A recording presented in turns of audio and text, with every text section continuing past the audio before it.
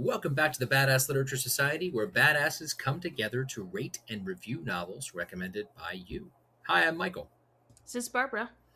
This month we read The Devils by Joe Abercrombie. Joe Abercrombie was educated at Lancaster Royal Grammar School and Manchester University, where he studied psychology. He moved into television production before taking up a career as a freelance film editor. During a break between jobs, he began writing The Blade itself in 2002, completing it in 2004.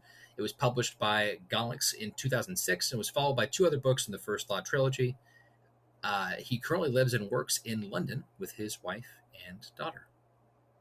Barbara, you want to tell us a little bit about The Devils? Sure.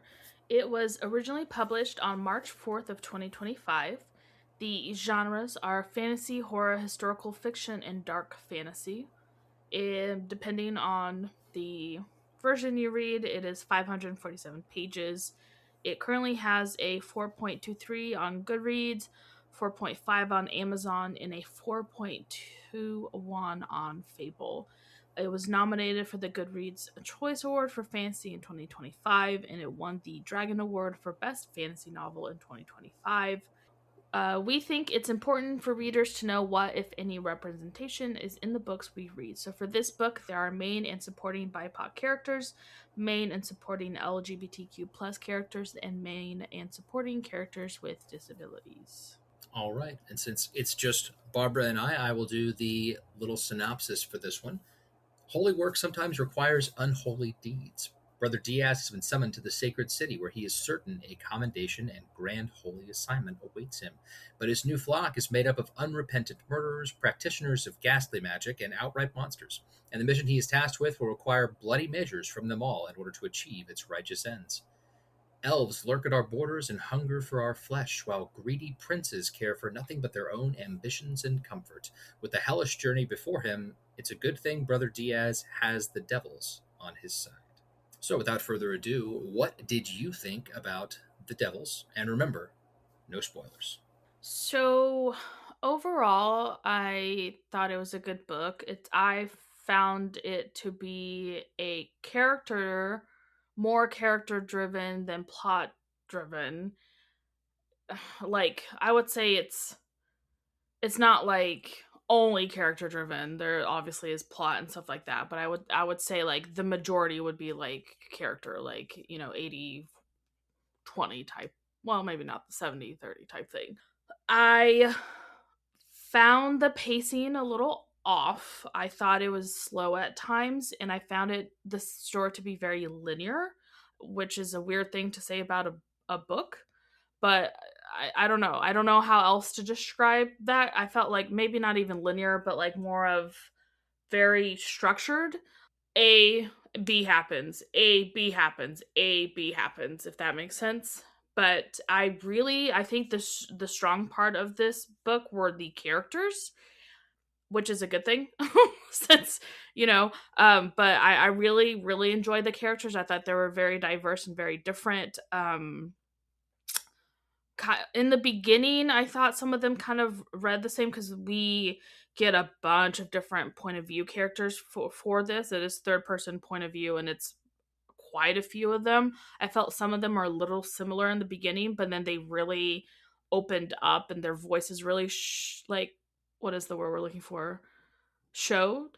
Got shown. I don't know. Like shown through? Is that what you're trying to say? I don't know, but like they really, I don't know. I felt like it got better as the story progressed, if that makes sense. Like they more diverse voices for the different characters. I thought he did a good job later. I think in the beginning I felt like kind of similar. But yeah, overall, not bad. I enjoyed it. So I really liked this book. Not surprising. I'm a big Joe Abercrombie fan. I was very excited to read this book. I thought the story was really interesting. And like Barbara said, the characters are definitely the high point here. To just briefly comment on what she mentioned about them sounding similar at first, I think that might have been intentional because at the beginning of the book, we're introduced to this group of people that don't really like, they're effectively slaves. And they're being forced to do things. And I think that as the characters open up and show more of their personality, then we get more of that personality through their chapters with their perspectives. But overall, I liked it. I thought that the pacing was steady. There were times where it was a little bit slower, but never to the point where I was like, "Oh my god, when is this gonna pick back up again?" So yeah, I really enjoyed it. I thought it was a good story. I thought the characters were really really good, and exciting to get through. So like always, we're not going to go into our individual ratings at this point. Got to wait till the end for that. But our group score for this book was an 8.4 out of 10. So, knowing that, would you recommend this book? I would. I think it's a really well written book. I thought it was a really interesting story.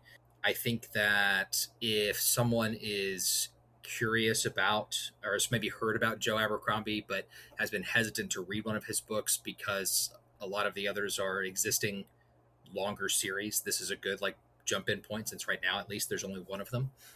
I would probably recommend this book with like some trigger warnings or some hesitation if you're sensitive to grotesque violence, or if you're someone who is sensitive to, I don't even know how to phrase this. Like blasphemy doesn't feel like the right word, but there's some negative things about religion in the book also. But overall, yes, I think I would recommend the book. I think most people would likely enjoy it.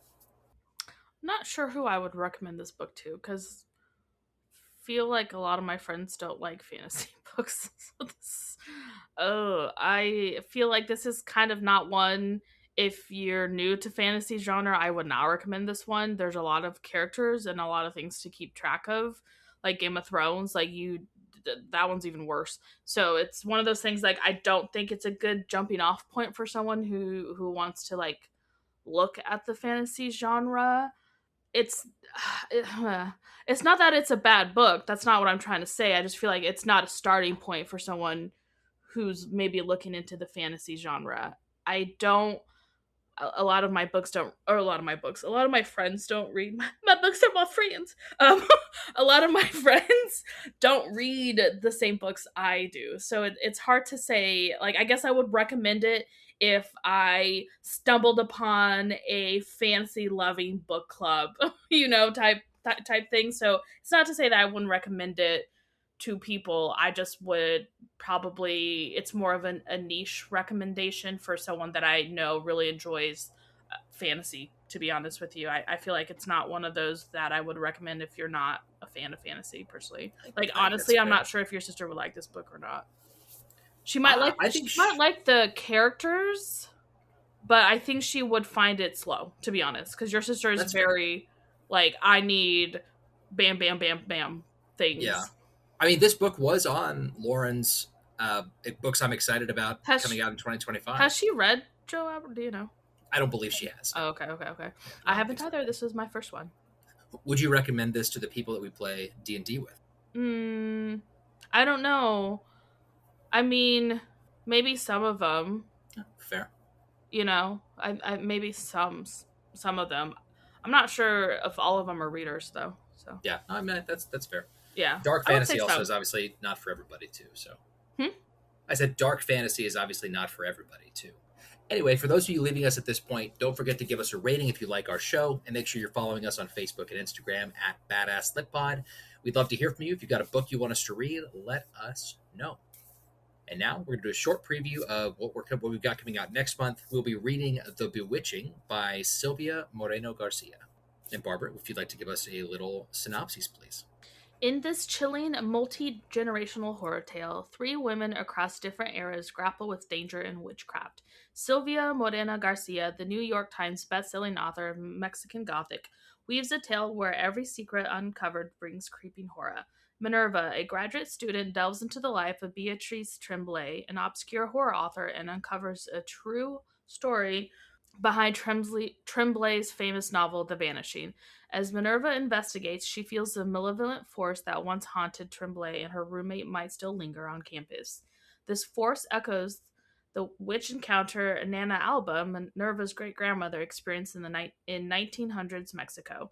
Minerva fears the shadow threatens her now. An academic pursuit can be challenging, but it can become deadly when witchcraft is involved. Dun, dun, dun.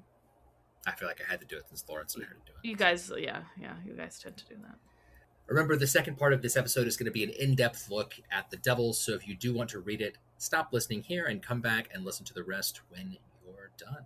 My bulky blender was such a pain to use, I ended up hardly ever using it at all. But the BlendJet 2 portable blender makes blending so easy and convenient, I use it just about every day. BlendJet 2 is portable, so you can blend up a smoothie at work, a protein shake at the gym, or even a margarita at the beach. It's small enough to fit in a cup holder, but powerful enough to blast through tough ingredients like ice and frozen fruit with ease. BlendJet 2 is whisper quiet, so you can make your morning smoothie without waking up the whole house. It lasts for 15 plus blends and recharges quickly via USB-C. Best of all, BlendJet 2 cleans itself. Just blend water with a drop of soap and you're good to go. With over 30 plus colors and patterns to choose from, there's a BlendJet 2 to complement just about any style.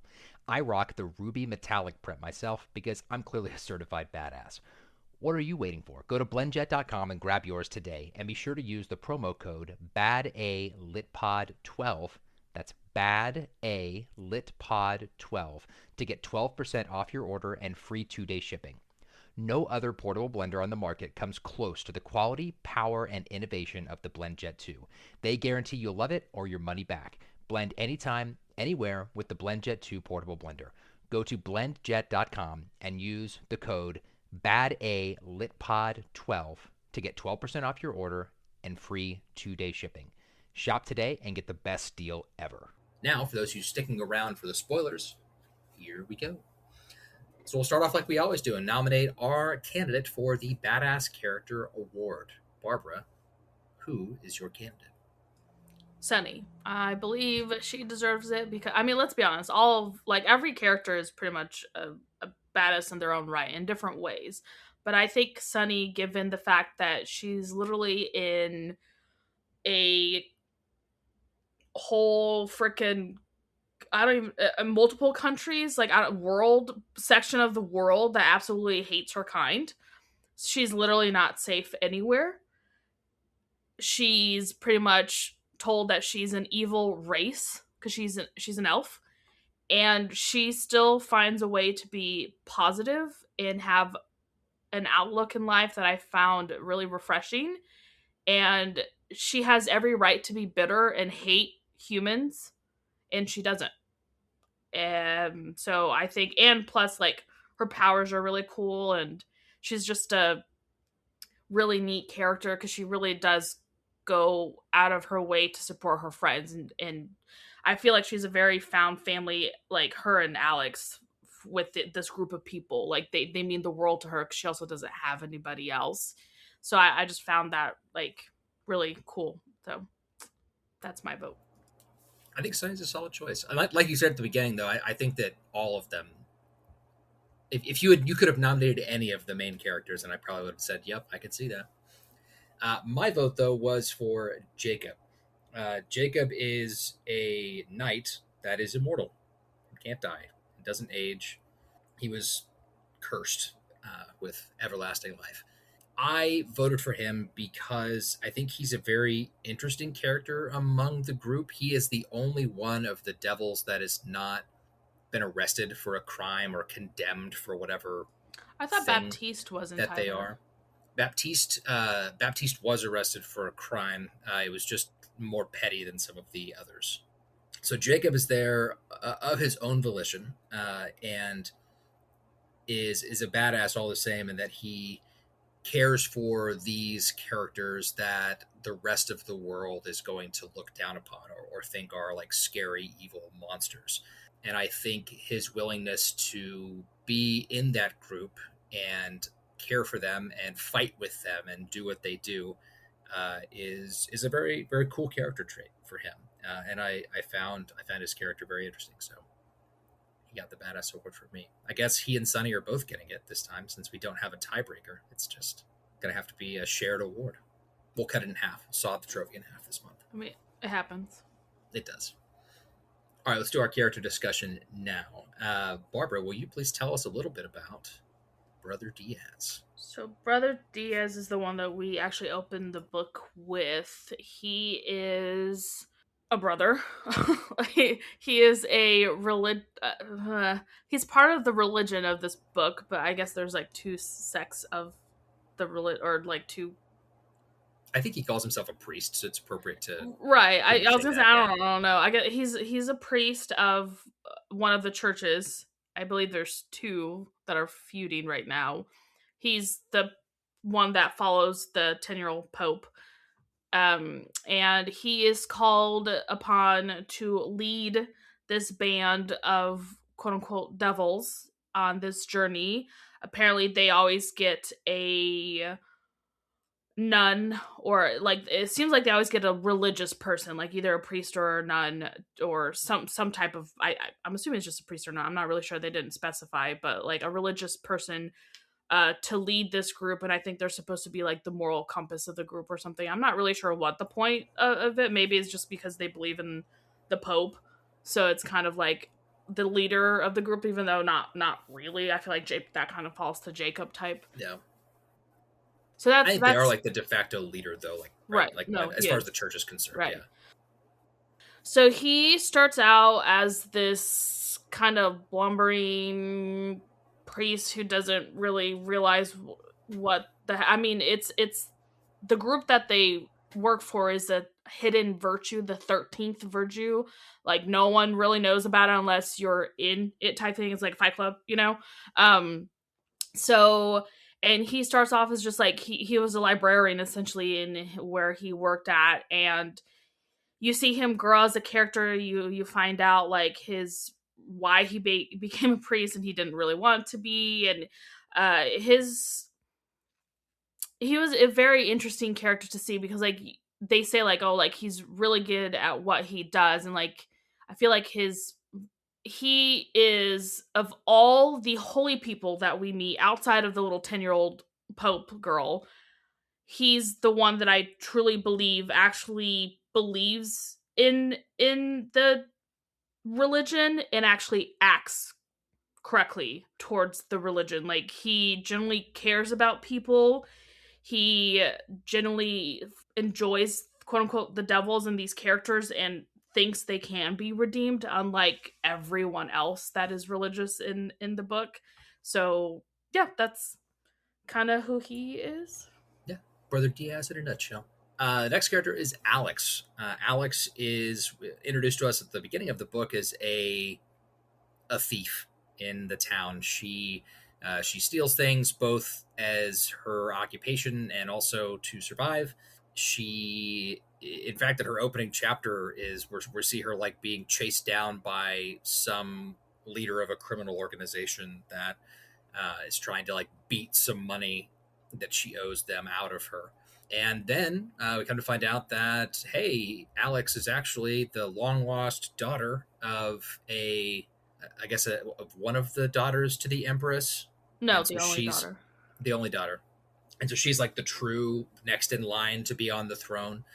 And so she gets kind of plucked out of obscurity, and the devils, the rest of the group, led by Brother Diaz, are tasked with delivering her to Troy, where she will ascend to the throne. And there's some other things about Alex that we'll talk about later in some of our questions, but I think that's a basic gist of her character. And then she's kind of like learning how to be both how to work in a group, because she's very much a lone wolf type character, and learning how to carry herself in this empress role that she believes that she's going to be stepping into when she gets there. Let's get into our group of devils, though. You could talk about the first one, Miss Viga. So Viga is the werewolf of the group. We meet her a little bit later, since she's locked up when we first meet her. And she is a Viking werewolf, because this takes place in a sort of European world, kind of similar to ours, but like with obviously different things. And she's an interesting character. Like, so she's covered head to toe in tattoos, telling people that she's dangerous. She's so I would say, I hate to, all the other characters, like they're all smart in their own way. She's the muscle of the group, essentially. Like, she's not known for her thinking skills, like not to say that she's not smart in her own way. Like, she's got her own little methods and stuff like that, but we get her point of view a little bit later starting out, and it seems like she has memory problems, and I'm not sure if that's just because of the wolf counterpart, or if she always was that way, or if she maybe is compartmentalizing given the fact of like what the her wolf counterpart does. In this world, the werewolves, when they do transform, don't have control of themselves. It's not like their being is still there. They pretty much turn into this mindless monster. And out of all like the groups and stuff like that, she would be your generic quote unquote monster. Because like obviously when she transforms into the werewolf version of herself, you know, she looks like a werewolf. She's like covered in head to toe hair, and she looks what I'm assuming kind of what a werewolf would look like. She seems to be kind of like the happy-go-lucky in the sense like she doesn't let a lot of things bother her, because once again I feel like she's compartmentalizing, she's keeping it down so she doesn't have to remember all these things. And sometimes when we get her point of view chapters, like she'll start remembering these things, and then she'll be like, oh, squirrel, and like shift gears and be like, what was I talking about? She is a very sex positive character. There you go. And her and Brother Diaz have a little fling in the book. They do. And at the end, it made me really sad what happened to her character as far as Yes. like the circumstances. But I mean, fantasy trope wise, Vika is the barbarian, right? sure, if you want to do Yeah. D&D, not fantasy. That's also fantasy, but okay. Not really, but sure. Let's see. Our next character is Balthazar Sham Ivam Droxy, the magician. And he'll get very upset with you if you call him anything other than the magician.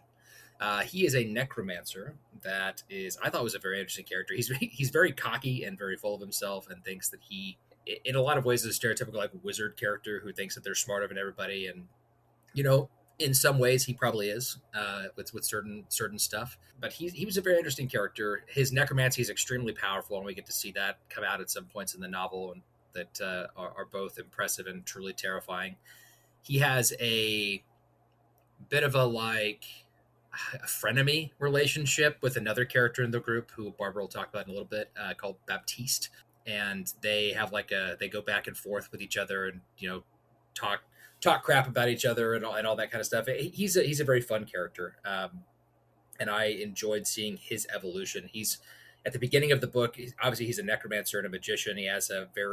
He doesn't agree with the church, and he's very much against it. And throughout the book, it's weird in that he's the character who ends up becoming like somewhat religious at the end and believing in what they're doing, or at least believing that the 10-year-old Pope is really the reincarnation or whatever. But yeah, the second coming it's called. It's not reincarnation. Second coming. I wouldn't say that he turns religious. I would say that he just thinks, wow, this little 10-year-old Pope is actually who they say she is, the second coming of their, I don't know what they call them, savior or lady person, whatever. Their version of Jesus. their Messiah. Yeah. Right. I don't think he's like, oh, I believe the church. I think he just is like, hey, like I actually believe in who she is. Yeah. I was not a fan of his character at the beginning. He's like at the very beginning when you get his chapter, it's so convoluted with his way of thinking of the fact that he's like so much better than everyone else and all this stuff, and it's very nice to see that break that down and reassess himself and seeing like, oh, like someone who actually is, because he keeps saying like A, that he's a magician, B, he's like the third best, I don't know if it's even like necromancy magician or just magician in general of like the world type thing of all of Europe. Yeah.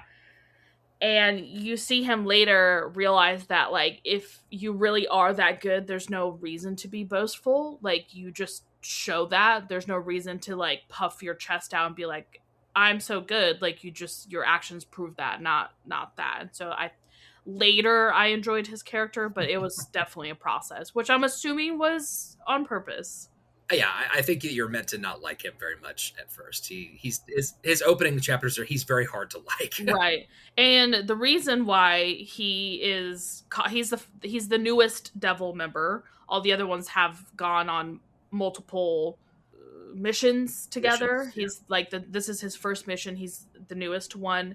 And the reason why he is caught is because of the necromancy. Like, that is illegal in the Black religion. arts or whatever. Yeah, it's the black arts, like the type of arts that he's. Is it all magic illegal then? No. Okay, just No, that's certain his ones. big issue. Is like it's like the sorcerers are allowed to do Well, their stuff. no, because they're not, they- because the other creepy ladies, the Eudoxia's little sorceress, they're all like black magic as well. True. So I guess then that sense, yeah, probably I guess all magic is frowned upon. Yeah, I don't Yeah. know, but yeah, that's why. Jacob, like Michael said, is the knight who's lived for like hundreds of years at this point. Like, he was there from the beginning, I feel like. And he started out as a very if we're gonna like use D&D terms, as Michael likes to think, he's the paladin in the group. He is was a very much like super religious when he was younger, and like rose the ranks of the religious group that he was fighting for, and believed in all of these things. And when you live long enough, you realize that maybe what you originally thought as a young man, that all these religious figures aren't as great as they actually claim to be, or claim to other people know about them. And he is cursed, and we find out who cursed him at the very end. That is actually his lover, or ex-lover, cursed him to pretty much be immortal. Like, he cannot die, no matter how many times he gets stabbed and drowned and burnt and all of the things that happened to him. And he's a very, like, it's funny because, like, obviously, like, he looks a certain age, maybe in his like early 40s or something like that, I think, but he's obviously much older than that. And every time someone meets him, they're like, oh, are you Jacob blah blah blah of, like, hundreds of years ago? And he's like, oh, distant relative type thing, but like, that actually is him, because he's been alive so long, and he's obviously fought in literally all the wars.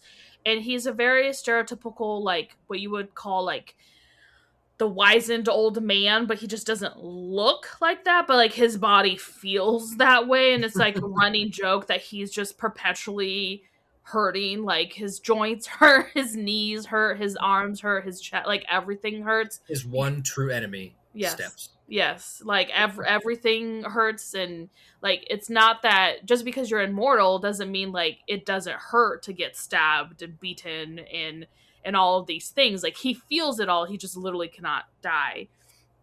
And I feel like he is kind of like the yes, Brother Diaz is the leader, but like, he's actually the true leader, in the sense like he tells everyone like, this is what we're doing, and fights and that, and like, this is the game plan. And he's very like, this is like not linear in thinking, but kind of linear in thinking. But I think him working with this group, because he's the only one who, I don't believe he's the one, doesn't have the papal like markings to do the stuff. Like, he just does it of his own accord. All the other ones are literally binded to do the Pope's willing, Pope's wishes. Yeah, there's the term. He's the only one who's not. All right, our next character is Baptiste. Baptiste is a mercenary who she has been everything, and she is very easy. Like, he's good at disguises and wearing different faces. She's survived everything. She's if we're to go back to like the D&D series, she's the rogue of the group, I feel like, or the thief. She's very stealthy, and she's very like dagger forward with her fighting. She's the character I mentioned previously with Balthazar. They have this rivalry where they quote unquote hate each other, but I think we're actually friends. And unfortunately, in the story, Baptiste does not make it out of the final confrontation alive, and her death was really sad. It was initially like her death in the story when it happens was not as sad, because it's she's doing this valiant thing to save others. It didn't hit me, the sadness part, until we got to Balthazar's next POV chapter, and how sad he is without her, and kind of coming to terms with like how much they actually cared for each other. They really weren't these like they didn't actually hate each other.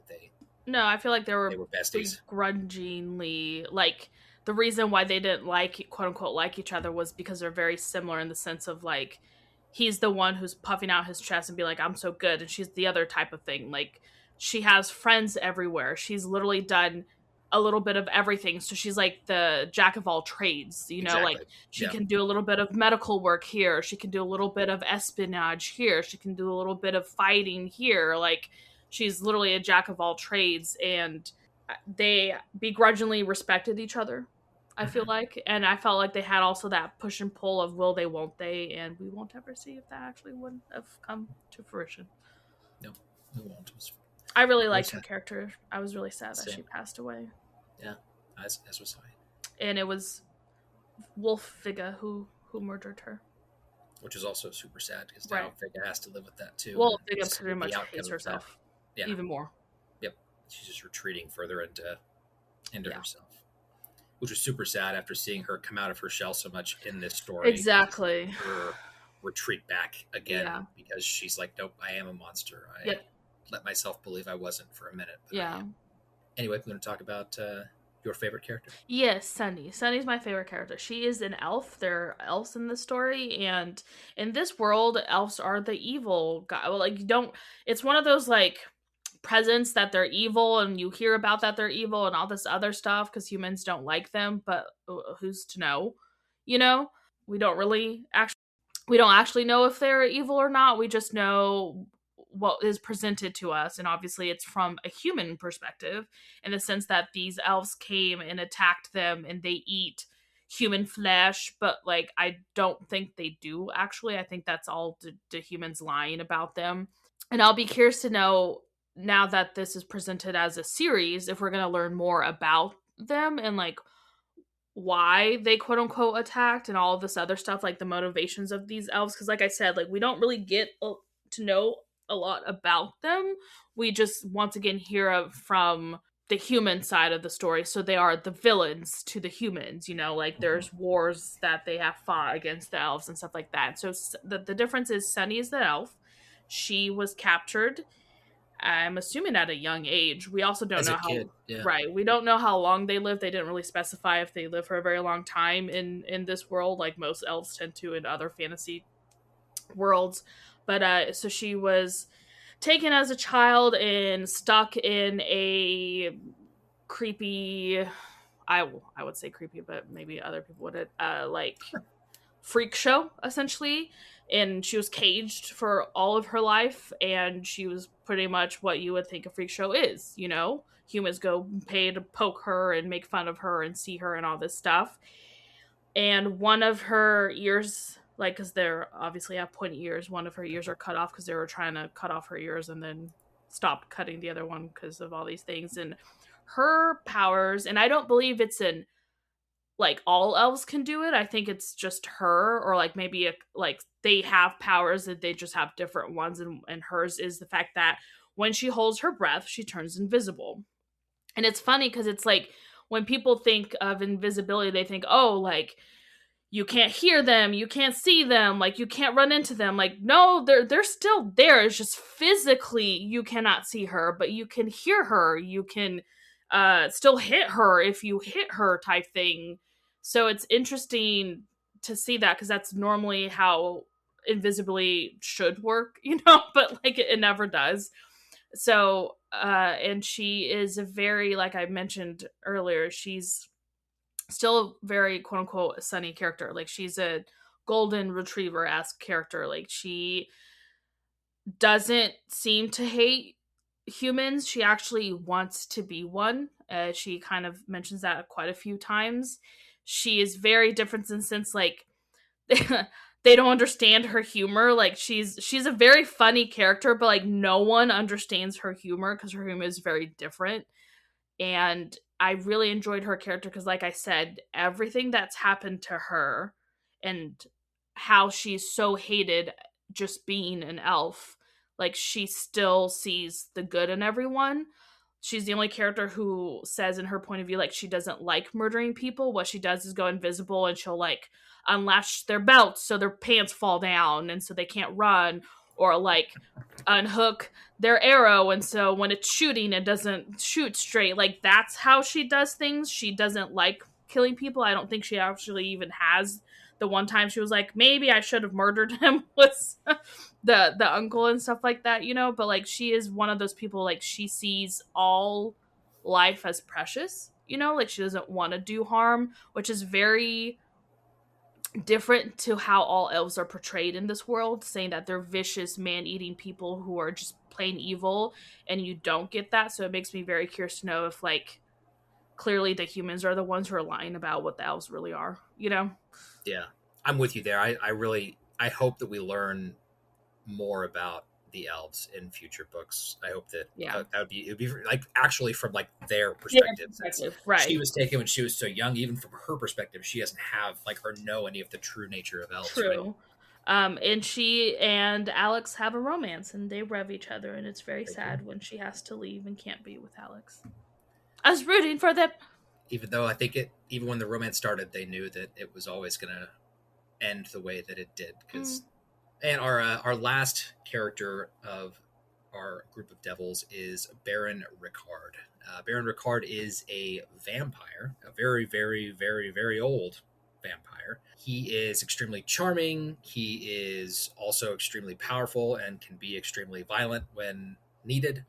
It's implied that he is powerful enough that he could break the papal binding or the pope's He doesn't binding. have a binding, Michael. Oh, I thought he. Oh, that's right. We find out He at the has end that no he can't soul. be bound because he has no soul, and the binding part of the He binding just is does this his soul. because he's bored.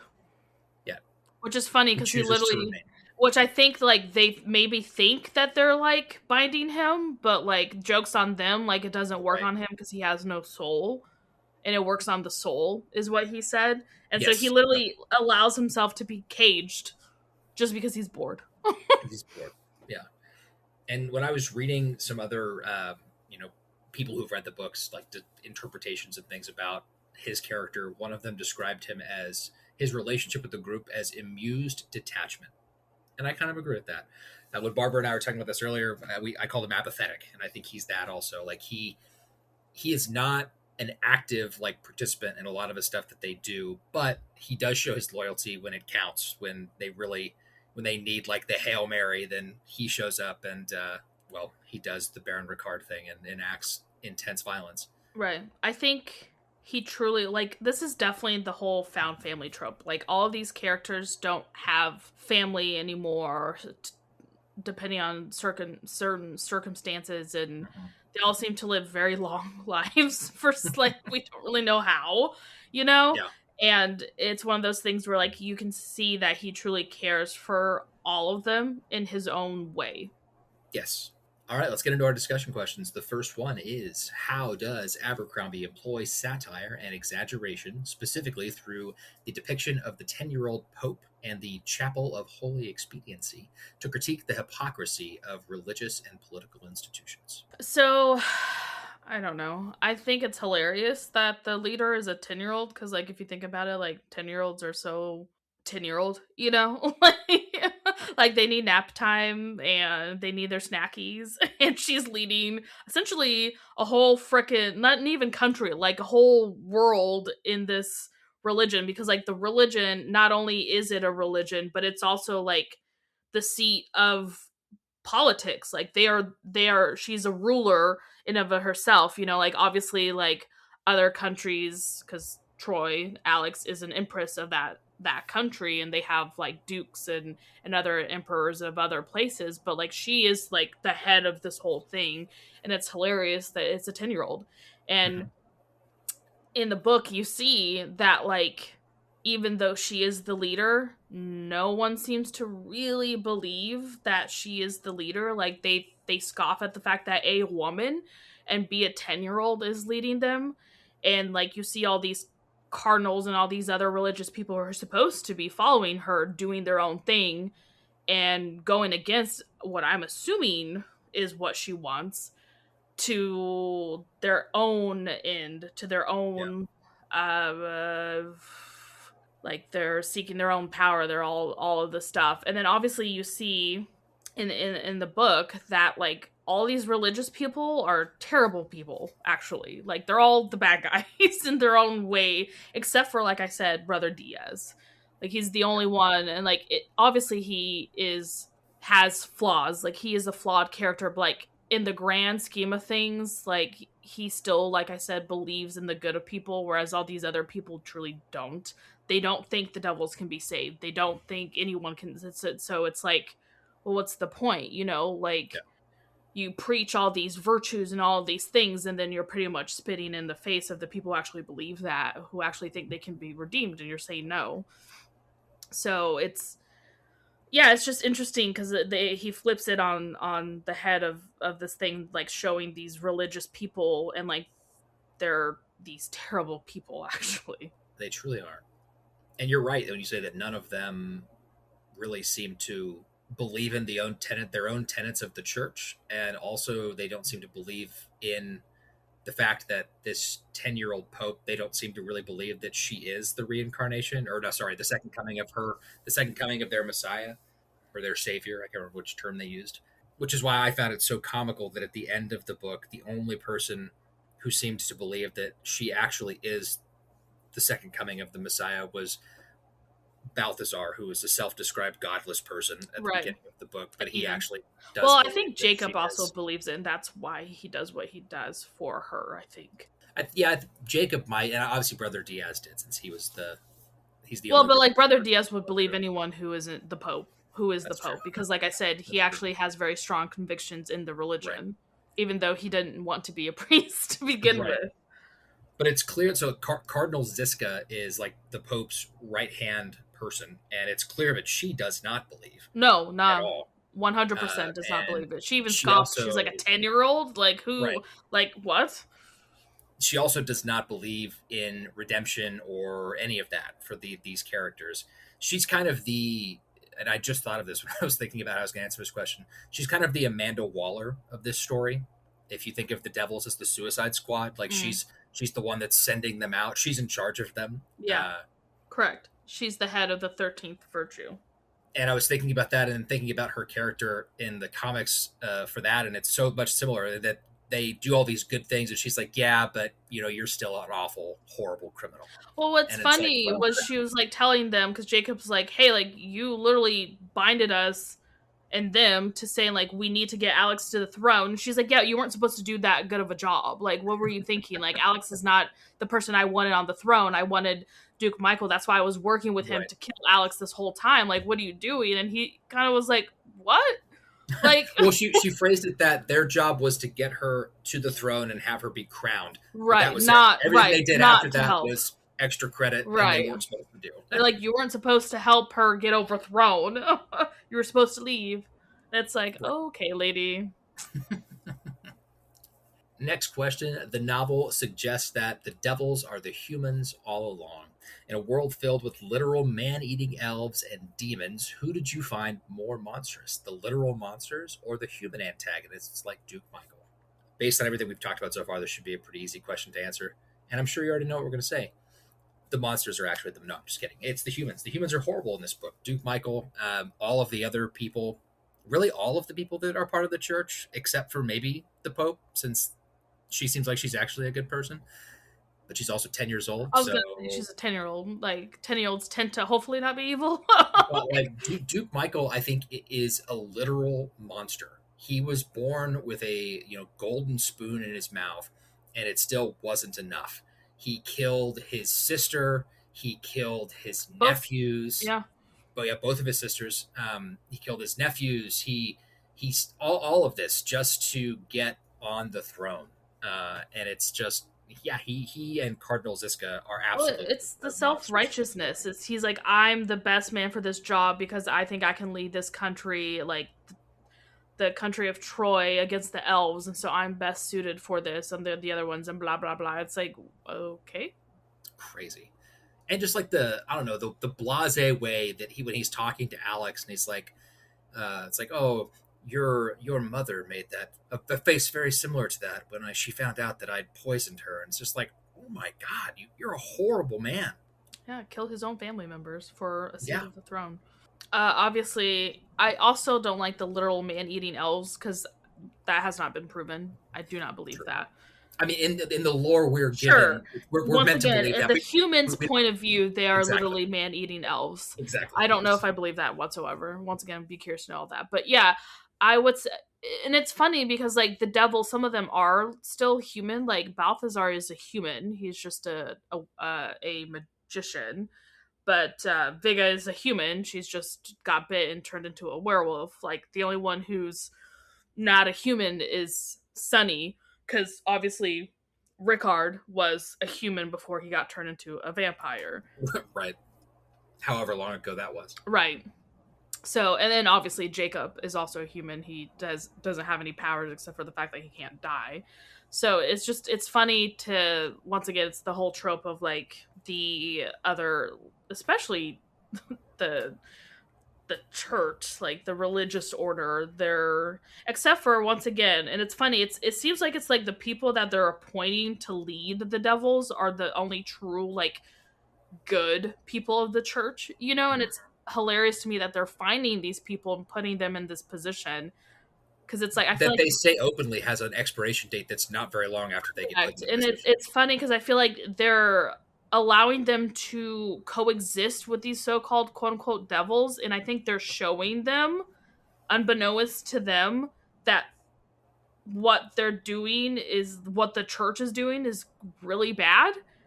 And it's like, and why don't you get the crappy ones to put there if you don't want these people to kind of maybe revolt against you? And I really like the ending of like the new nun, because she's already kind of like a chip on her shoulder against the church. Mhm. She's very, I feel like one of those people who is like, I'm part of this religion, I wholeheartedly believe in it, but like everyone else who's in power, all these cardinals, all these people are terrible humans, so I'm gonna bring it down from the inside kind of like motive I feel like she had. So I'll be curious to see her. But yeah, obviously the religious people like Duke Michael and Cardinal Zizka and the other cardinal that they met on the road who turned against them are the bad guys. Right.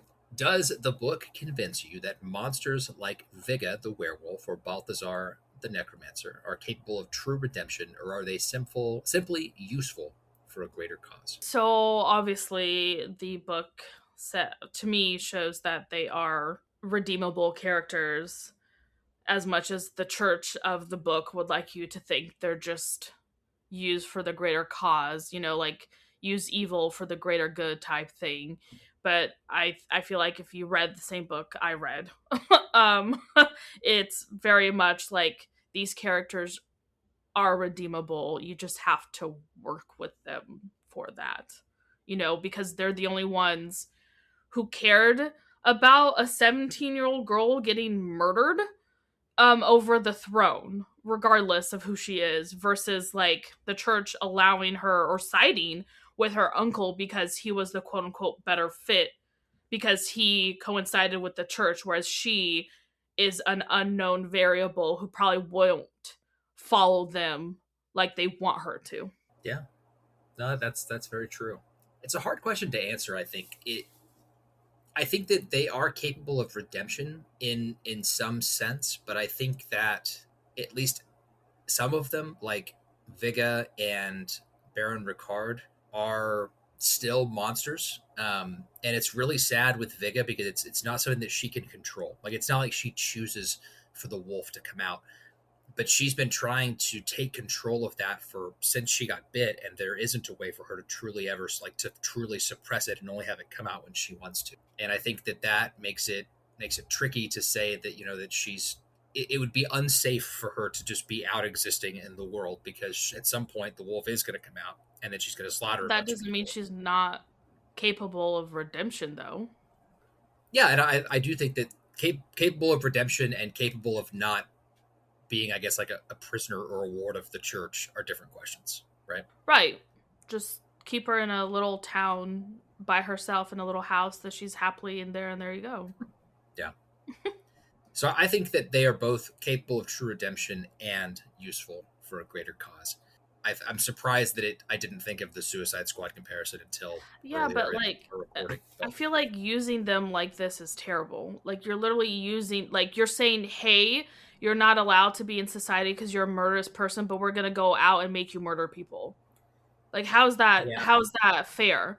I mean, my understanding with how that worked is that they're convicted of these crimes and sentenced to death, and they By have a who? The choice. church. The No, they church, don't have a and the choice. church gives them They a did choice. not have a choice We will either because kill you or you can do right, this. and it's not a choice. It's not a choice. Who's gonna pick death? Most people aren't. I True. don't. It's not a choice. You're pretty much saying you're going to do our bidding, but it's literally hilarious. I think it's hilarious. It's literally saying like we don't like who you are and all these terrible things you're doing, but we're gonna make you do all these terrible things in our name. Yeah. I mean, that's literally Suicide Squad. Like, we hate you and we'll kill you anytime we feel like it, but you're useful. And that's kind of how the church treats them. Absolutely. Let's see. Next question. How does Abercrombie use familiar archetypes like the werewolf or the vampire, but twist them to create new, interesting characters? I mean, I think in this book, beyond just the werewolf and the vampire, he used a lot of familiar archetypes and kind of flipped them in his own way. The way, even the werewolf and the vampire also, I mean, that they were in a lot of ways exactly what you would expect from those type of characters, but in a lot of ways extremely different. Like the werewolf being, she was a Viking before, now she's a werewolf now, and having some control as to when the wolf comes out.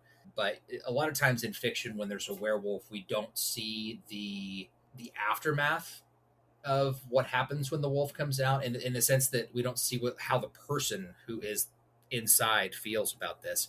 And so it was really interesting to see that part of this character. And then the vampire, I feel like Baron Ricard is a stereotypical vampire in a lot of ways, but also isn't, because vampires in most fiction are solitary and they're fine with being all by themselves. And like Barbara mentioned earlier, like, I think that he's doing this because he was lonely, and he enjoys, even though he pretends like he doesn't, he enjoys being around these people. So I found that interesting. I don't know about twisting them to create new interesting characters. I mean, Vigga is the whole werewolf thing in this world is a bit different. You either get, like the real werewolves are like the ones who but in most stories only transform during like the full moon, and then they have zero control of themselves. They don't even remember what they did. They have zero memory of it, and so then they kind of have like this, they don't have the whole after effect of like knowing what they did. It's very much like a split personality where like they have no idea what their werewolf form did outside of what people tell them, and then they're just living their normal human life, and the only time they have to be chained up is during the full moon.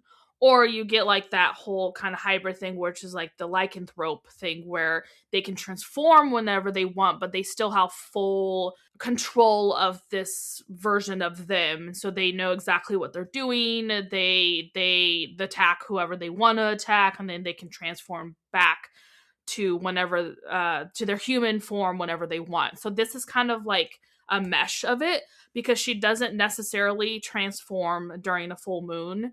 It's kind of like, it was kind of implied that like she thought she had it under control, but really it's whenever the wolf feels like she's in danger, so it takes over to help her stay alive, because obviously the werewolf wants to be alive for X amount of years, Yeah. So it takes over her. She doesn't transform just during a full moon, but she doesn't have control of the wolf when she does transform. The difference is she is aware of what she's doing during that time. She just can't control herself. And so when she comes back, she knows exactly what she did.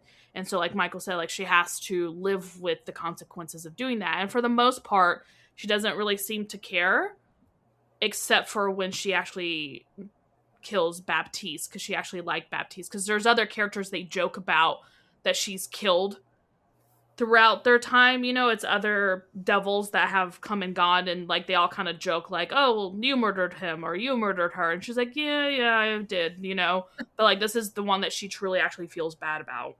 As far as the vampire Baron Ricard, I actually thought his vampire was lame in this. I've read a lot of vampire novels, and I thought this one in this book was really lame, because he's said to be like this super powerful vampire, but like his only power seems to be obviously like persuasion, like every female character for the most part, regardless of like when he drinks more blood and turns into like his very young self is just like entranced by him regardless of him doing anything. And then once he starts using his power, then it's everyone that he uses it against. But it seems to be very limited, and that seems to be the only thing. Well, that and like he can turn into bats, but like maybe he has like super strength when he's not like a feeble old man and he has enough blood in his system to like it's obviously a cost. Like he needs the blood to use the powers. The younger he looks, the more powerful the charm spell is, or whatever you want to call it. So I don't know. I feel like he's painted as this all-powerful person, and then it's very limited, and I didn't think it was that cool, to be honest with you. Like, I think vampires are cool even if they're bad or good. Like, I just think they're a cool group of supernatural beings, and I feel like in everything that we know, like I feel like he neutered the vampire a bit in this novel. Maybe we'll get more of that and see more of him and more of what he can do. But I felt it was a little lame, to be honest with you. Except for when he's feeding, because it's like multiple, like it's a snake feed. You know, like he unhinges his jaw type thing and is like biting them down on them. Yeah. That was really cool, but very creepy. Okay. Our next question. The book has many plot twists in regards to who the actual villains are. So, did you suspect that Duke Michael and Cardinal Ziska were behind everything all along? Did you realize that Lady Severa was actually Empress Eudoxia, but in a new body? And lastly, did you realize that Alex was not really Alex, but had assumed her identity when she died? And I love that you're first for this, because you're like the queen predictor, so I can't wait to hear. So, yeah, there's a lot of like little twists in the book. As far as all of those things, I think those are the main three ones. Did I suspect that Duke might... So, nothing about Cardinal Ziska. I probably should have, because, like, all the other cardinals and all the religious people, like, we met were terrible people. I just thought maybe she was a terrible person, too. I didn't think that she was part of the plot to kill Alex, you know? Like, I didn't think she would go that hardcore. Apparently she did. Especially because we don't get too much of her. Like, we get just a little bit of her in the beginning. And I feel like she's given me, I believe I should be the Pope vibes, you know? After all that. As far as Duke Michael, yeah. I thought he was a little sus from the get-go. Because he was all like, oh, my long-lost niece, and I'm here to put you, and like conveniently in the very first fight I is hurted and I must go back to the holy city, and then I'll meet you guys at Troy. And it's like, oh, how convenient, you know, like so convenient that this all happened. So weird. And it's like, right. All these people aren't supposed to know about it, but here we are, all these people know about Alex. So it's like, who is going to, like, so there's only 5 people that know about this. One of the 5 is the bad person. I just kind of assumed it's him, because it kind of, you know, like, I didn't think it would be Cardinal Ziska. Apparently it was both of them. But, like, yeah, for sure thought he was sus. I didn't think that he would, I mean, the way that his sister, the original Empress, died was interesting. Didn't think that he was the one, because he lied and said it was Eudoxia that, you know, killed them all. So I didn't think it was actually him that, like, planned all these things, you know? I just assumed he was one of those, like, opportunistic people. Like, oh, this sister killed this sister's, so I just need to kill this one to take over type thing, you know? Like, no, actually, he was behind the whole effing thing, so... Interesting there. Lady Severa, 100%. 100%.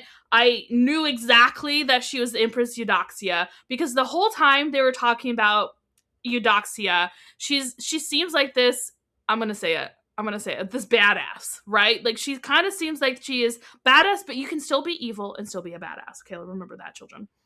But, like, she seems... And she is an extremely evil badass.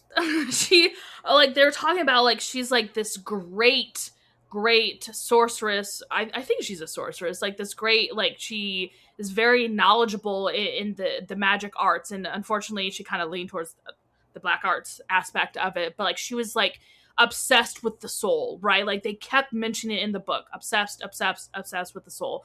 And as soon as we met this Lady Severa, and the way that she spoke, I was like, girl, wouldn't it be so hilarious if she, like, switched places because they kept mentioning like Eudoxia's actual body was very frail and like all of these things. So it's like all these hints. And as soon as we meet this lady, I'm like, oh my God, wouldn't it be so funny if this was actually her? And as soon as she starts speaking, she gives out these hints because like obviously Balthazar is trying to like pretend that he's not like this the a necromantic person and like he's interested in the black arts and all this stuff.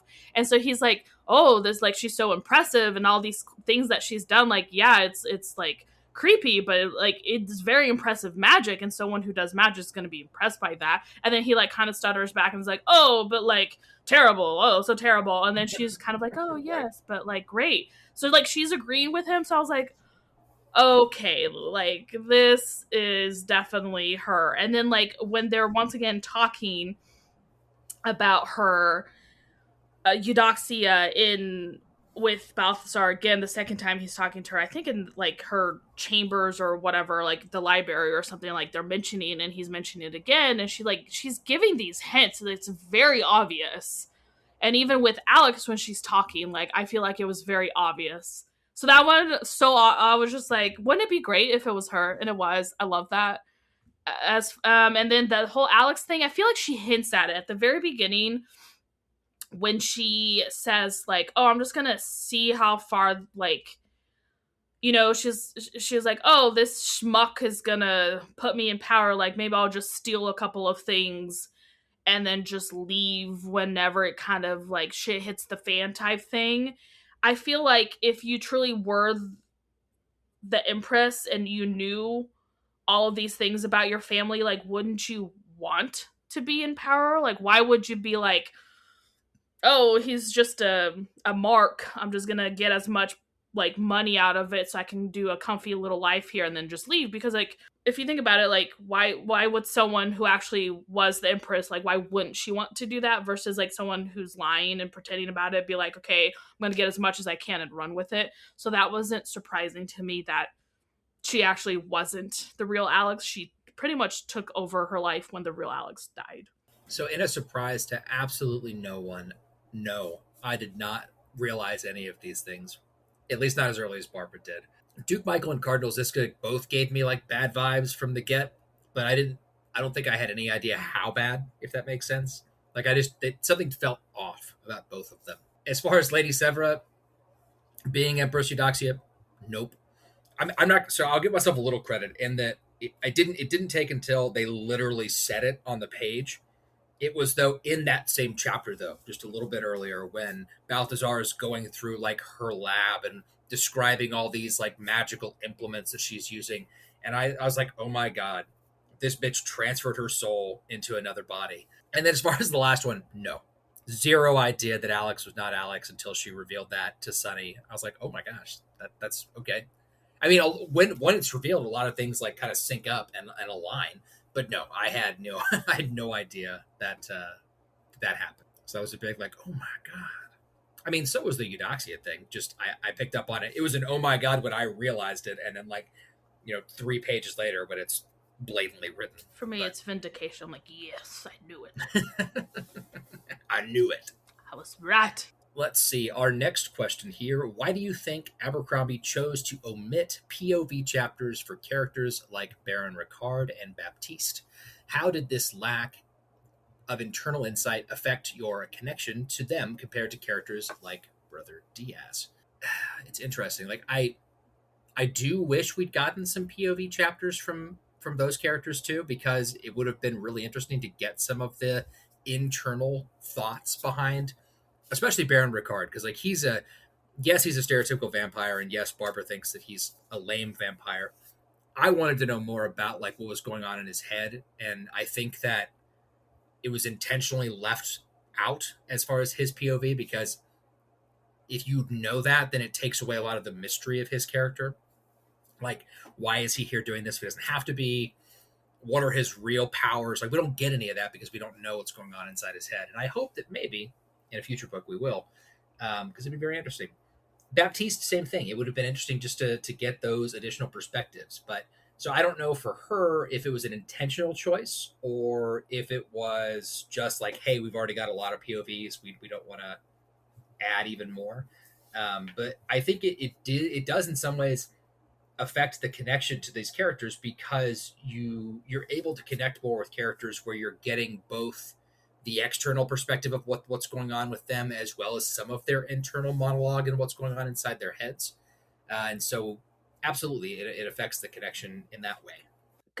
It's funny because it's just these two that we don't get their POVs of like all the characters that we're on in the road with, and it's my answer is like split between both of them. So for Baron Ricard, it did affect my connection to him because I feel like out of all of them, he was the one that I cared least about, and not even like it was more of like one way or another, like unlike Balthazar, where I'm like, ugh, I love to hate him until like he grows on me, versus Baron Ricard, where it was just like I'm apathetic towards his character. Like if he was there, if he wasn't, it didn't change anything for me. Obviously, he was integral to the story. Blah blah blah blah. That's not what I'm saying. I just meant like my connection to him was just like meh. It's whatever, especially because I thought his powers were kind of lame. But the way he used them was kind of funny because he was like, "Oh, my wife has these amazing dumplings that she used to make. Think about the dumplings." That was kind of funny. That it was about the dumplings.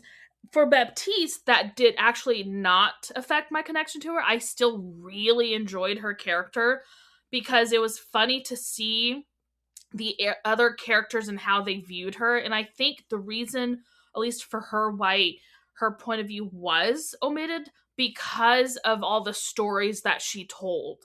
I feel like if we got her point of view, we would know whether she was lying or not. And I feel like it would diminish her character of like who she was as a character, because like she's this person, like I said, who's a jack of all trades, and she was like, oh, I actually like did this for a couple of months, and that's why I can do this for a couple, because I do all these, like, she has this like grandiose stories about her whole life. And I feel like if we got her point of view, you get their thought process and how they view the world and how they see the things. And I feel like that would kind of ruin like how she is as a character when other people are seeing her. Like, 'cause, like, to Alex, she was really cool because she had all these cool experiences and kind of was similar to her in the sense of like she was shifty and charismatic and stuff. And versus with Balthazar, who like I said, they have this like begrudgingly relationship where like they kind of like fought and butt heads and stuff like that, but they had this internal respect for one another and what they did. And it was fun to see that. So I feel like it kind of would have diminished her character. As far as Baron Ricard, obviously it was done on purpose as well, because maybe like the mystery of his character, because all of the devils mention the pull of the papal markings. And so if he didn't have that, I feel like it would be very glaringly obvious that the whole surprise of his character is the fact that he's just bored and doing this. Like, is maybe he just said like, yes, I am bored and doing this, but like maybe that's like a kind of a front that he puts. Like maybe Michael really did mention like he is just lonely, and he wants to just do this for fun. So I feel like if we got his point of view, like that whole thing would have been ruined. Like we would have known more about that. So obviously Baptiste, we're not going to learn more about her character because she died. But maybe in future books we might see more of Rickard now that we learned that, That's not much of a surprise anymore. All right. If you were to rewrite a chapter from the perspective of one of the villains, such as Duke Michael or Cardinal Ziska, how would it change your understanding of the conflict? So, I think I would pick Cardinal Ziska, but I would only want her point of view at the very end to see how evil she truly is. Because I feel like if we get it any other time, then you would know, and it kind of ruins the whole thing. And same with Duke Michael. I don't care to read his chapter. That would be so freaking, like, I would just be raging the whole time. So I really wouldn't want his. I feel like she's more of an interesting character because it's one of those things I feel like she thinks she's doing the like evil for the greater good, and those characters are so freaking interesting because it's like, bitch, what? That's not how that works, Like, you are truly a despicable person if you think murdering a 17-year-old because you want someone else in power is good. Like interesting. Yeah. So I think that would be cool.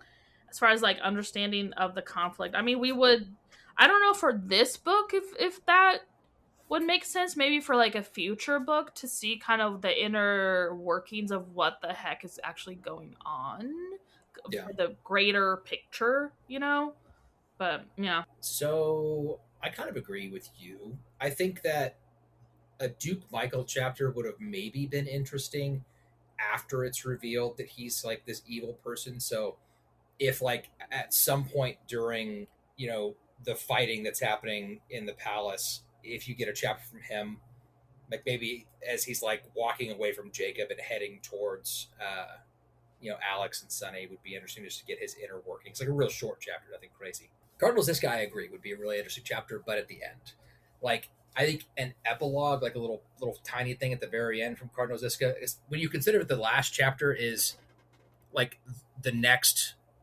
Brother Diaz coming to replace that character, that and role. Baptiste as well, and Baptiste replacing her character, those two characters that are replacing the characters that we lost. It would have been interesting after that to have like a little epilogue of like from Cardinal Ziska's perspective of like maybe like preparing for getting these people on board or something. But yeah, that's kind of where I'm at with that. Let's see. Next question. Some readers felt the book had a propulsive plot, while others found the middle section slow. How did you feel about the pacing and the sensational sensibility of the action sequences? I thought the pacing was fine. I thought it was pretty steady. I think that there were times where it was definitely like go, go, go. So I understand like the propulsive plot, like especially during some of the higher action parts of the book, whether that was like the fighting that was happening on the sinking ship in the middle part of the book, or if that was like the final battle inside the Empress, not the Empress, Jesus, the palace at the end. So yeah, I thought that the pacing was good. I think Joe Abercrombie writes action scenes incredibly well. I've thought that in all of his books. They're definitely not. He's not holding back on the graphic violence that's happening in these scenes, which I personally like. But I think that the pacing was good. I think it was steady, and when it wasn't steady, it was like go, go, go, go, go. And the action sequences I think were very well written and very entertaining, and very in those sequences. That was the when I found it the hardest to like put the book down, even when it was like 2 a.m. and I needed to go to sleep. So yeah, that's where I was at. So I didn't find the middle section slow. I felt parts of the book as a whole slow. Something definitely that I find that I would critique is I think he's a little long-winded. He definitely has the whole Stephen King mentality of like over-explaining certain things, or maybe trying to get the character set up and how they think so that it's bloated. I feel like you can definitely kind of trim certain things down, and I feel that about the whole book, not just when the characters are just getting from point A to point B. I also felt that way as well for the action sequences. Sometimes I felt like the action sequences were dragging on. Like, yes, they were fun to read, but sometimes it's just like, okay, like let's wrap this up. And so I kind of felt that for the whole book, actually, that it was a little bloated for me, that things could have been shortened a little bit, or like not over explained as much as he kind of did for both parts of the plot. Because like I like there's 4 sections of the book, and it goes introduce characters, get on the journey, fight. Okay, now we're moving forwards and we're doing this, getting more character like motivations and who they are as characters, fight. Okay, and then okay, here we go again. So to me, that just felt bloated. Like I feel like it could have been less. Less is more sometimes. And same with the action sequences. Like they were really cool, but I feel like the problem with that is because it's the written aspect of it visually, the action sequences are going to look really cool in a visual format.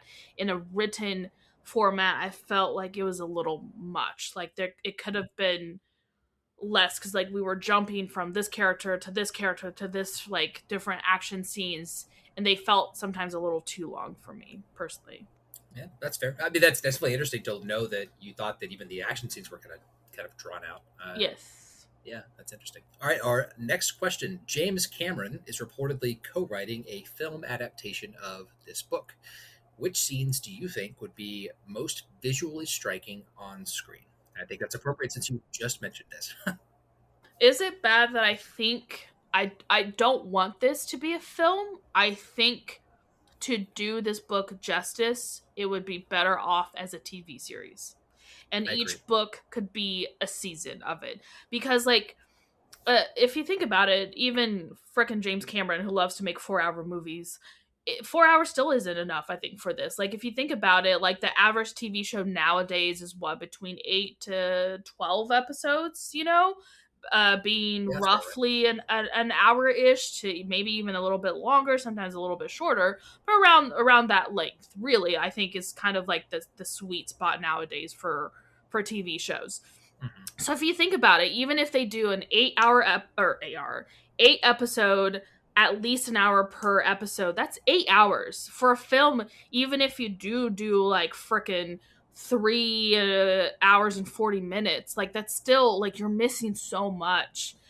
Yeah. And I feel like it's doing this book a disservice because what's going to be cut is what made this book good, is the characterizations. This is going to be back to back action sequence. So I feel like we're going to miss that, and I feel like that's going to be a problem. Like I'm not going to enjoy it as much. So I really hope it's not a film. I really hope it's a TV show. But the problem with that is this is it would be an expensive TV show.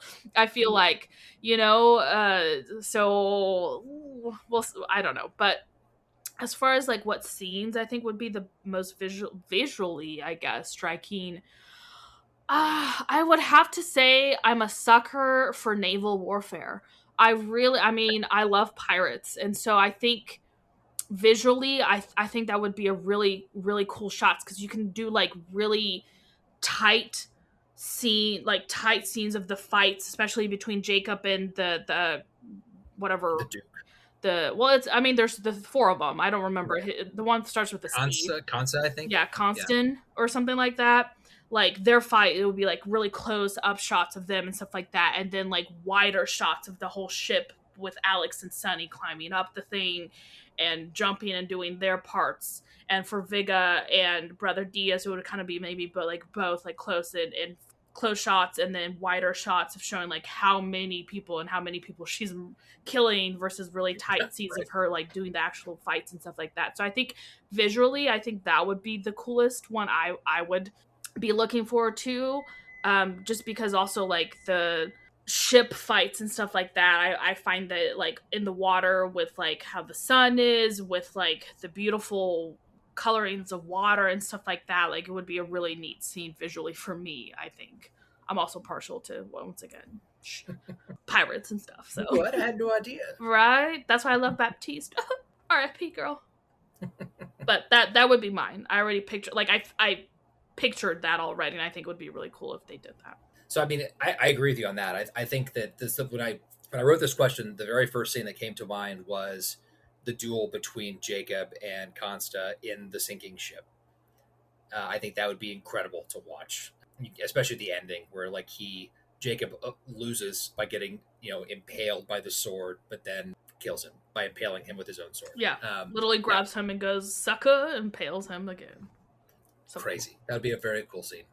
The other one that immediately came to mind was one of the scenes at the end with when Lady Severa unleashes the leftovers. I think that would be a terrifying scene to see. If they do a good job of designing it, it would be really cool to see. And I guess to explain to our listeners, so the leftovers were, at one point during the fight, she's losing, and she unleashes this thing that's called the leftovers. And Empress Eudoxia had apparently been experimenting on humans and animals in her research on the soul. And she created this monster that is just a amalgamation of all these like body parts from people and animals and all sorts of stuff. And it's apparently like the size of a long ship. Like it's massive. So I think that would be really terrifying to see visually, depending, like you said, on how they design it. But I also agree with you that I would rather have this be like a short TV show than a movie, but we'll see what happens. All right, we made it to our final question. Joe Abercrombie is working on a sequel to The Devils. What would you want out of a second book in this series? I mean, I imagine it's going to be a new mission for the Devils to go on. So we're probably not going to get anything from Brother Diaz or Alex, since they're, sorry, Father Diaz now, because he switched churches. But I don't know. I mean, I guess more of the same action, but in a more unique setting. I don't know what other mission the church would send them on, but I'm sure that there's something fascinating that he's cooking up. I do hope that I know that like Alex and Father Diaz aren't going to be a main part of the story, but I hope we get like a little like short chapter just checking in on them, since they were such a major part of this first book. But yeah, so I want more more of the same. I'm excited to see the Baptiste replacement, as well as the Brother Diaz replacement. I also am hoping that we learn more about Baron Ricard and maybe get a POV chapter on what's going on inside that man's brain. And I also would really like some more background on Cardinal Ziska, now that we know that she's like this like person moving around in the shadows playing chess and all this stuff. I really want to know more about her. And I get why we didn't get that in this book, because it wasn't revealed until the very end that she is actually the person behind all of this crazy shit. So I hope in the new one, now that we know that she's this evil character, that we can get more info on her in the next book. Yeah, I mean, obviously, the ending chapter kind of hints at the fact that they're going to go on a new mission because they're the replacements for the two that we lost. I absolutely am so intrigued by Father Diaz's replacement. Like, this nun is so snarky, and I love a snarky woman. Absolutely. What? I didn't know. So like I'm so Did you get it's Three funny. Musketeers vibes from the guy, by the way? What? The Baptiste replacement. Did you get Three Well, Musketeers Baptiste vibes? also is a 3 month, like, so that's Yeah, also for true. her. So I feel like it's like Brother Diaz and this new nun are like the complete opposites. Like, he very wide-eyed, bushy-tailed. The world is a great place because like he was in like, it kind of reminded me, he was like from a small town, like the church that he was in charge of or whatever was like big for their town, but like in the grand scheme of things very small. Whereas this lady, like, she's seen some shit, you know. So like she's very much like the opposite of him, where it's like she does not believe in the good of the people. She's seen what the church has done. She's seen Cardinal Ziska before she was a cardinal, and she does not agree how obviously she rose to power in her beliefs. So it's like this antithesis of like character. So it'd be very interesting to see how she handles the devils. Yeah. And how Because they she were goes about classmates, that. right? Her Sorry? and Cardinal Ziska. They were classmates, Correct. weren't they, or something? Yeah. Correct. So I would be very curious to that. As far as like Baptiste's counterpart, like I really like Baptiste. Like, he seems interesting. We'll see. I'm a little less excited about his, but he still seemed like an interesting character because like clearly he's lying about who he is and where he's from. For the other stuff, I feel like even though Michael doesn't think that we're gonna get it, I still think that we are going to get Alex and Father Diaz's point of views. Maybe not as much as the other devils and whatever they're going to be doing, but I think we still are, because if it's anything, like these are self-contained stories, but there's still an overarching story plot. And I think the overarching story plot is going to be the whole elves and attacking, and they're attacking again, quote unquote, and all this stuff. The whole bringing together the two different religions that have split apart. And Alex is literally at the center of both of that, because Troy literally is the city that the elves attacked first, and probably according to them will be attacking first. And also the whole reason why they wanted to put her there is to help her bridge the gap between the two religions.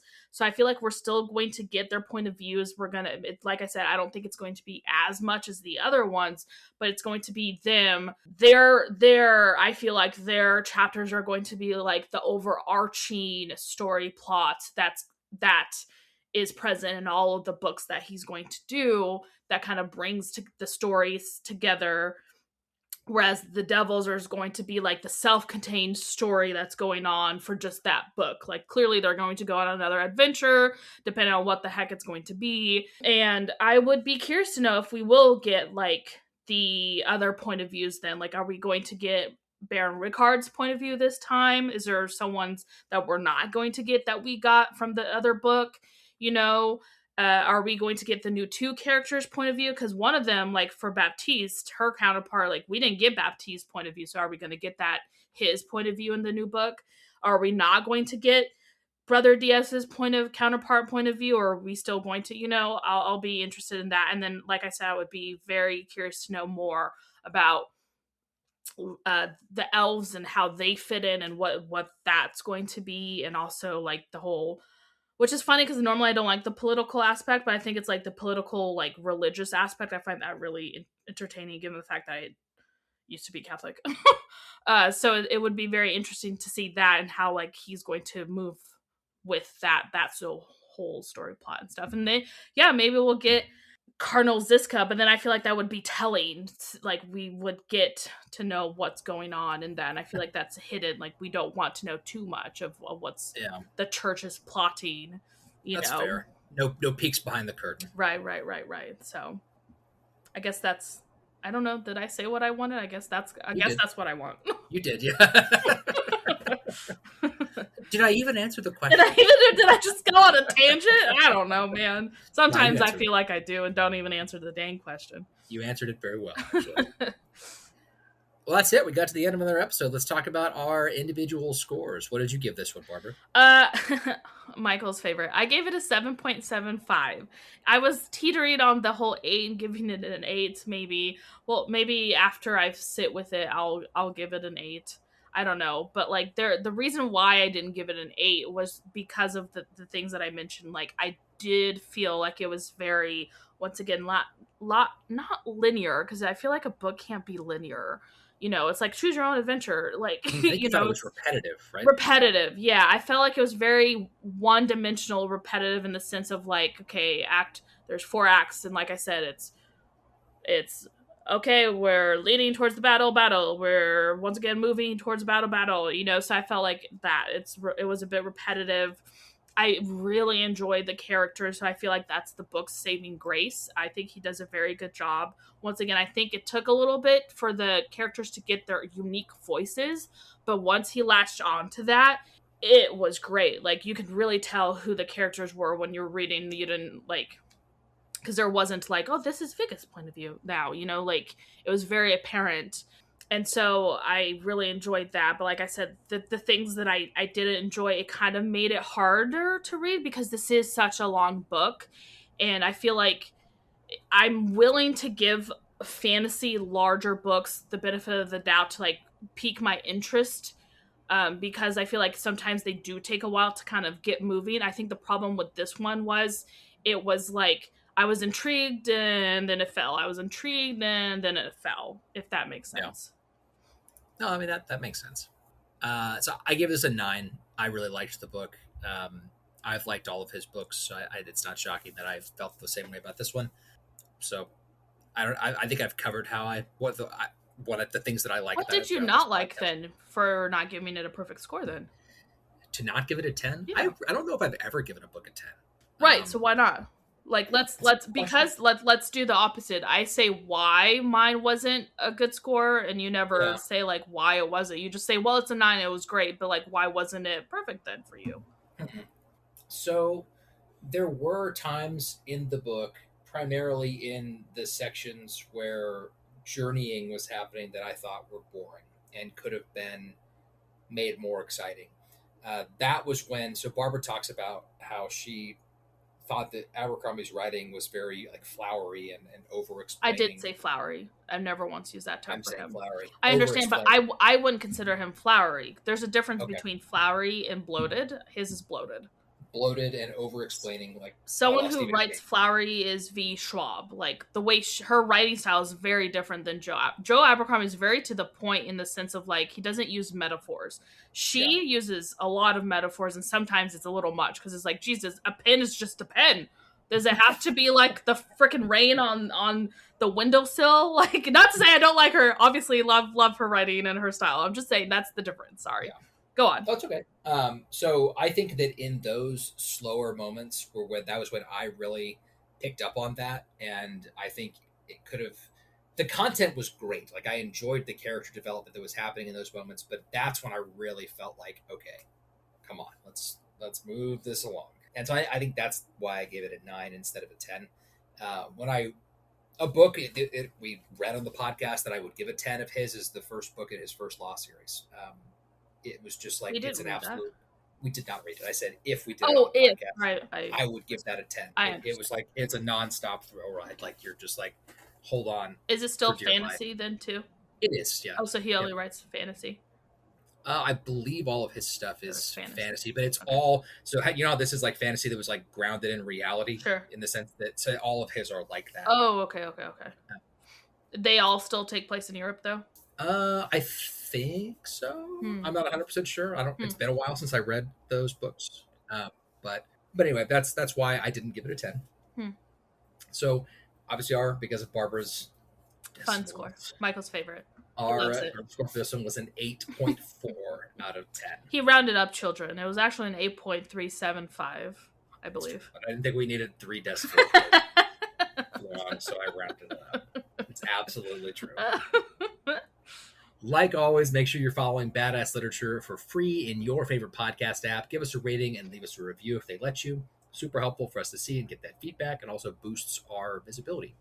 Also, don't forget to follow us on social media. Our handle on both Instagram, Facebook, and Goodreads is at Badass Lit Pod. Barbara, bring us home.